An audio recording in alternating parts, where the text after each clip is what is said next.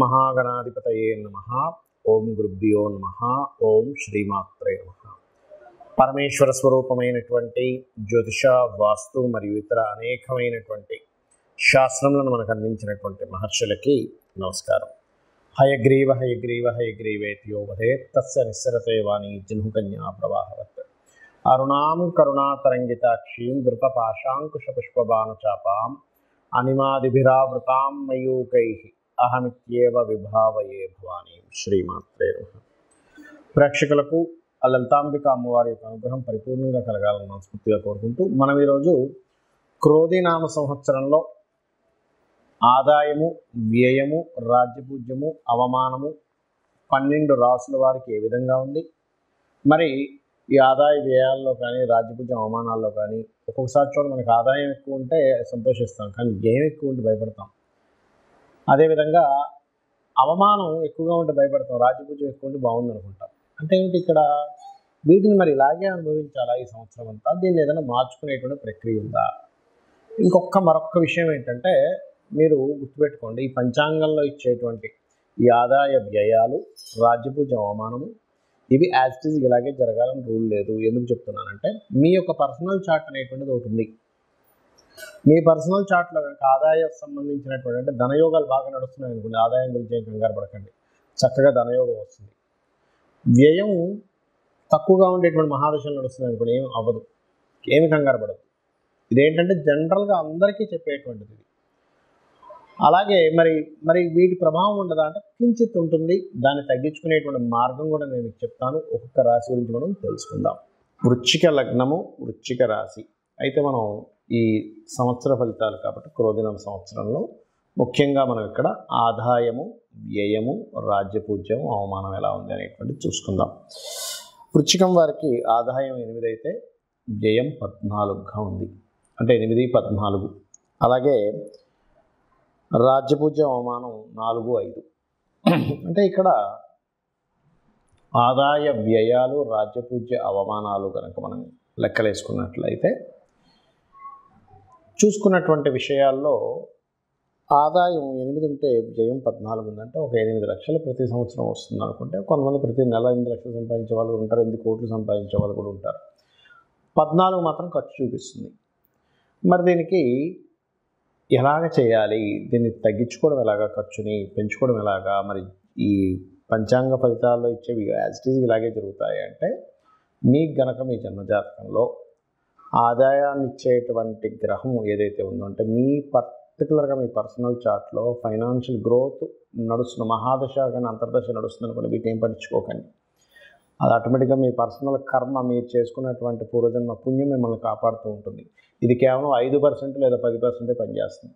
అయితే ఈ 5-10%లో కూడా మనం చేంజెస్ చేసుకోవాలనుకుంటున్నాం కాబట్టి, ఇక్కడ వృశ్చికం వారికి ఆదాయం పెరగాలి అంటే మే వరకు గురుదృష్టి ఉంది 2వ స్థానం మీద. మే తర్వాత మారుతుంది. అంటే ఏమిటి? ఇక్కడ 2వ స్థానాధిపతి సప్తమంలోకి వెళ్తున్నాడు, లగ్నాన్ని బలోపేతం చేస్తుంటాడు. అంటే మే తర్వాత నుంచి తెలియని ఆత్మవిశ్వాసం కూడా పెరుగుతుంది. కానీ ఫైనాన్స్ కారకుడు మారాడు కదా, కాబట్టి జయ గురుదత్త, శ్రీ గురుదత్త అనే నామము, మినుములు దానంగా ఇవ్వడము, లేదా ఓం దుర్గాయ నమః అనే నామస్మరణ చేయడం వల్ల మీకు ఆదాయం అనేటువంటిది పెరుగుతుంది. మరి వ్యయం తగ్గించాలి. వ్యయం తగ్గాలి అంటే ఇక్కడ వ్యయస్థానంలో గ్రహం ఏమీ లేదు, కాకపోతే కాస్త బొబ్బర్లు దానంగా ఇవ్వడం ద్వారా కూడా వ్యయం తగ్గుతుంది. ఏదైనా ఆలయంలో, ఏదైనా మనకి అమ్మవారి ఆలయాల్లోకి వెళ్ళి అక్కడ ఏదైనా మనం సేవ చేయగలిగితే వ్యయము ఖచ్చితంగా తగ్గిపోతుందనేటువంటి సందేహము లేదు, గుర్తుపెట్టుకోండి.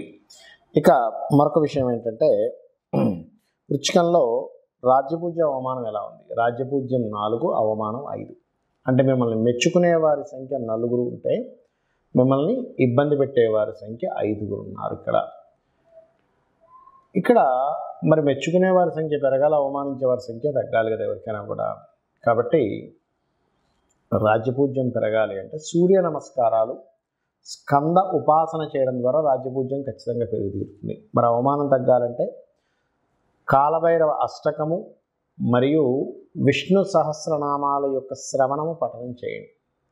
ఇది చేస్తే కూడా రాజ్యపూజ్యం పెరుగుతుంది, అవమానం తగ్గుతుంది. ఇక మిగతా అంశాల్లోకి వెళ్దాం.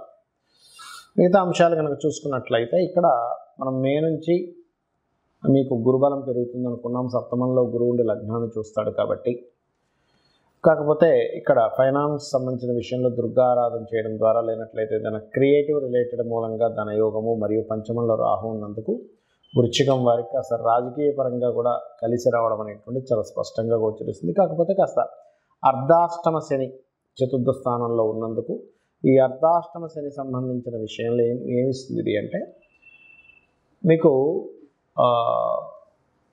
రాజకీయంగా యోగం ఇస్తుందండి. అర్ధాష్టమ శని ఎప్పుడు కూడా పంచమ రాహు యోగం ఇస్తుంది, అంటే రాజకీయ నాయకులకి మంచి యోగం. కాకపోతే ఈ అర్ధాష్టమ శని ప్రాపర్టీస్ కొనుగోలు చేసేటప్పుడు, వాహనం కొనుగోలు చేసేటప్పుడు, ఏదైనా ఒక కన్స్ట్రక్షన్ స్టార్ట్ చేసేటప్పుడు, లేదా చదువు విషయంలో కొంతమంది విద్యార్థులకి విద్యా సంబంధించిన విషయంలో కొంత మందత్వం, అంటే చదువు మీద ఇంట్రెస్ట్ లేకపోవడము, లేకపోతే చదువుతుంటే ఎంత చదివినా సరే గుర్తు లేకపోవడము చదివిన చదువు. ఎందుకంటే శని యొక్క సంచారం ఉంది కాబట్టి దాని ప్రభావం ఉంటుంది.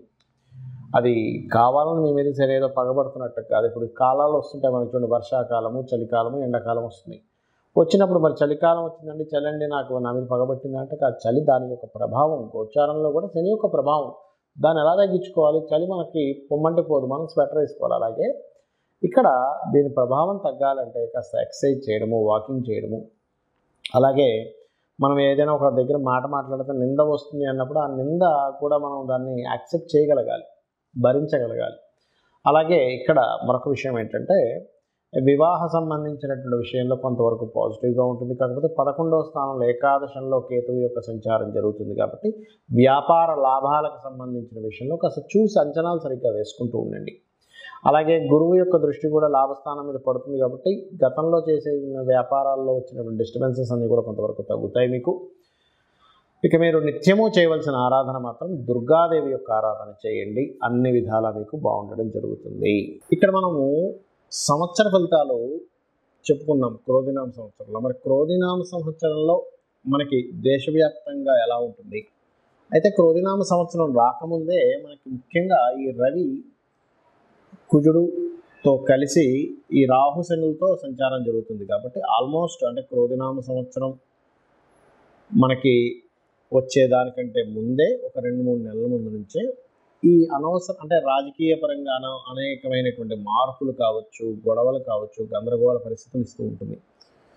కాబట్టి ఈ సంవత్సరం కొంచెం ప్రజలందరూ కూడా కొంతవరకు ఈ కోప స్వభావ సంబంధించినటువంటి విషయాలని పక్కన పెట్టాలి. ఎందుకంటే ఏదైనా ప్రాబ్లం వస్తే క్రోధం వల్ల వస్తుంది, గుర్తుపెట్టుకోండి. ఒకరి మీద కోపం పెంచుకోవడం వల్ల, ఒకరి మీద ద్వేషం పెంచుకోవడం వల్ల జరిగిపోయినటువంటి అంశాలని ఎక్కువగా మనం మననం చేసుకోవడం వల్ల వస్తుంది. అంటే ఈ సంవత్సరానికి ఉన్నటువంటి ప్రభావం అది. ఇంకోటి ఏంటంటే ఈ సంవత్సరానికి రాజు కుజుడు అయ్యాడు. కుజుడు అయినప్పుడు ఏమవుతుంది? కుజుడు అంటే ఏంటి?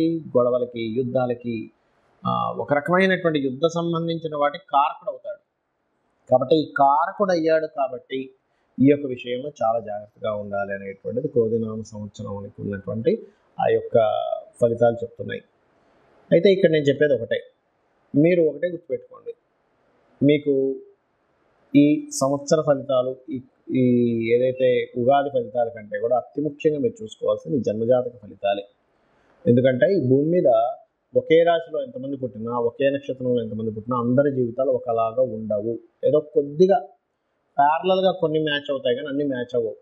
అశ్విని నుంచి రేవతి వరకు మీరు చూసుకోవచ్చు. ఎందుకంటే కొన్ని వేల జాతకాలు పరిశీలన చేసి శాస్త్రంలో ఉన్నటువంటి విషయాలను నేను క్లియర్గా ఒక రీసెర్చ్ చేసి చెప్తున్నటువంటి అంశం ఇది. కావాలంటే మీరు కూడా రీసెర్చ్ చేసి తెలుసుకోవచ్చు. ఎందుకంటే మేషరాశి వారందరికీ కూడా ఒకలాగే ఇప్పుడు నడవదు, వృషభ రాశి వాళ్ళందరికీ ఒకలాగే నడవదు. ఎందుకు అలాగా అంటే వాళ్ళు పూర్వజన్మల్లో చేసినటువంటి కర్మ వల్ల వాళ్ళకి నడుస్తూ ఉంటుంది, గుర్తుపెట్టుకోండి. అందుకని ఏమిటి, మీ యొక్క జన్మజాతకంలో ఎలా ఉంది, మీ జన్మజాతకంలో మీ లగ్నాధిపతి ఎలా ఉన్నాడు, మీ ధనాధిపతి ఎలా ఉన్నాడు, మీ ధనం ఎందుకు ఆగిపోతుంది, ఎందుకు రావట్లేదు, ఎందుకు ఎక్కువ సంపాదించలేకపోతున్నారు, మీ ధనాధిపతి చెప్తాడు. అదేవిధంగా మీరు ఏ డైరెక్షన్లో ఉంటే బాగుంటుందో మీ చతుర్థాధిపతి మీ పేరులో ఉండే వరకు చెప్తుంది. అదేవిధంగా మీ సంతానం ఎందుకు ఇబ్బంది పడుతుంది, లేకపోతే మీకు సంతానం ఎందుకు లేదు, లేకపోతే ఫ్రెండ్స్ వల్ల ఎందుకు మోసపోతున్నారు, రాజకీయాల వల్ల ఎందుకు టైం వేస్ట్ అవుతుంది, లేకపోతే క్రియేటివ్ ఫీల్డ్లోకి వెళ్ళి ఎందుకు బాగా రాణిస్తున్నారు, ఎందుకు రాణించట్లేదు అని మీ పంచమాధిపతి చెప్తారు. అదేవిధంగా అప్పుల పాలు ఎందుకు అవుతున్నారు, మీ షష్టమాధిపతి వల్ల తెలుస్తుంది. వివాహం ఎందుకు ఆలస్యం అవుతుంది అనేటువంటిది మీ సప్తమాధిపతి, ఎవరికి వారు ఇండివిజువల్గా ఉంటాడు సప్తమాధిపతి. వివాహం ఎప్పుడవుతుంది, ఎందుకు అవ్వట్లేదు, ఒకవేళ అయినా సరే ఎందుకు ఇబ్బంది పడుతున్నాం అనేటువంటిది 12వ స్థానం బట్టి తెలుస్తుంది. అదేవిధంగా అష్టమం అంటే ఆకస్మికంగా లైఫ్లో అనే సడన్ టర్నింగ్స్ ఎందుకు జరుగుతున్నాయి. అలాగే దశమాధిపతి అంటే ఇక్కడ ఒకటే గుర్తుపెట్టుకోండి, దశమ స్థానం అనేటువంటిది వృత్తి స్థానం, వృత్తి కారకుడు, లాభకారకుడు. అసలు ఎందుకు ఇబ్బంది పడుతున్నారు అంటే ఏదైనా ఒక లాభం, ఒక వ్యాపారం కోసం ప్రయత్నం చేస్తున్నట్లయితే అసలు ఒకటే గుర్తుపెట్టుకోండి, ఎందుకు ఈ లాభ సంబంధించినటువంటి విషయంలో లాభాలు సరిగ్గా రాక ఇబ్బంది పడుతున్నారు అంటే మీ లాభాధిపతి వల్ల మనకు అక్కడ తెలుస్తూ ఉంటుంది. ఆ రకంగా విదేశాలకు వెళ్తే బాగుంటుందా, ఇక్కడ ఉంటే బాగుంటుంది, ఇవన్నీ కూడా మీ యొక్క జన్మజాతకంలో మీ రాహు స్థితి ఏంటి, మీ 12వ స్థానాధిపతి స్థితి ఏంటి, మీ 12వ స్థానాధిపతి బాగున్న సమయంలో మీరు కనుక ఇన్వెస్ట్మెంట్స్ చేస్తే ఆ యొక్క ఇన్వెస్ట్మెంట్స్ బ్రహ్మాండంగా కలిసి వస్తాయి. మీ ద్వాదశాధిపతి బాగోలేడు అంటే ఆ యొక్క సమయంలో మీరు చేసేటువంటి ఇన్వెస్ట్మెంట్స్ పనికిరావు. ఇది గుర్తుపెట్టుకోండి. ఈ రకంగా ఏంటంటే ఒక విషయం రెండు విషయం అని కాదు, అనేకమైనటువంటి విషయాలలో మీకు గుర్తుపెట్టుకోండి ఇబ్బంది అనేటువంటిది రావడం కానివ్వండి, ఇబ్బందిని ఎలా తొలగించుకోవాలనేటువంటి మార్గం కానివ్వండి, మీ జన్మజాతకంలో చాలా స్పష్టంగా ఉంటుంది. ఆ ఇబ్బంది తొలగించుకోవడానికి ఏవో లక్షలు ఎంతో ఖర్చు పెట్టాలనుకునేటువంటి భ్రమ నుంచి ఫస్ట్ బయటకు రండి. చాలా సింపుల్గా అమ్మవారి నామాన్ని స్మరించడం ద్వారా మీరు బయటపడవచ్చు. దానికి ఏం టెన్షన్ పడాల్సిన అవసరం లేదు. అయ్యో ఏదో అయిపోతే ఏమక్కర్లేదు. చక్కగా లలితా సహస్రనామాలో ఒక నామం తీసుకొని తప్పులు లేకుండా చక్కగా ఉచ్చరించుకొని మీరు కనుక రోజు ఒక అరగంట సేపు చేశారంటే ఖచ్చితంగా అమ్మవారు మీకు ఆ సమస్యను తీర్చేస్తున్నారు, ఎటువంటి సందేహం లేదు. అలాగే దానం ఇచ్చుకోవాలి, చిన్నపాటి దానం ఏదైనా ఇవ్వడం ద్వారా క్లియర్ చేసుకోవచ్చు. అంతేగాని జ్యోతిషాస్త్రం అంటే, వాస్తుశాస్త్రం అంటే ఏదో పెద్ద మొత్తం కూలగొట్టేసేయాలని వాస్తు అంటే, జ్యోతిషాస్త్రం అంటే ఇంకా కర్మిలాగే అనుభవించాలని, ఇది నుంచి బయటపడలేమని అనుకునేటువంటి భ్రమ నుంచి ఫస్ట్ బయటకు రాండి. జ్యోతి అంటే వెలుగును చూపించేది.